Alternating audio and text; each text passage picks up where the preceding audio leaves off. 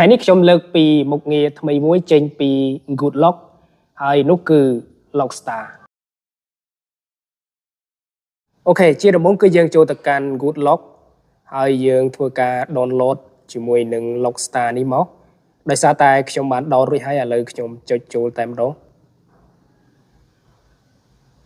អញ្ចឹងនៅក្នុង Lockstar នេះគឺយើងអាចរៀបចំជាមួយនឹងរូបរាងម៉ោងក៏ដូចជាតកតងទៅនឹង always on display widget ក៏ដូចជាការរៀបចំ lock screen របស់យើងហ្នឹងគឺឲ្យវាមានភាពស្រស់ស្អាតទាក់ទាញទៅតាមអ្វីដែលយើងចង់បានអូខេអញ្ចឹងខ្ញុំចង់បានផ្ទៃម៉ោងមួយដែលស្អាតអញ្ចឹងយើងចុចលើនេះមកអូខេអញ្ចឹងវាមាន style ផ្សេងជាច្រើនឲ្យយើងធ្វើការជ្រើសរើសក៏ដូចជាមាន color ផងដែរ color ហើយនិង font ដែលយើងអាចជ្រើសរើសទៅតាមអ្វីដែលយើងស្រឡាញ់អូខេអញ្ចឹង style វាមានច្រើនឥឡូវគឺខ្ញុំយកមួយនេះ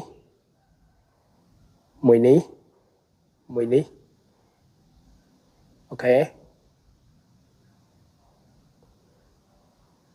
មានច្រើនសម្រាប់យើងជ្រើសរើស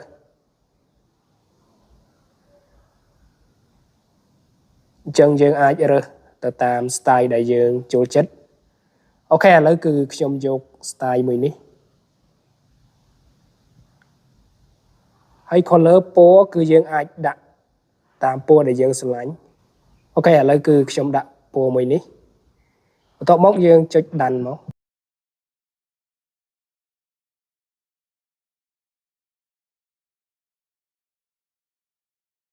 អូខេយើងនឹងឃើញម៉ោងដ៏ស្រស់ស្អាតដែលយើងបានរៀបចំ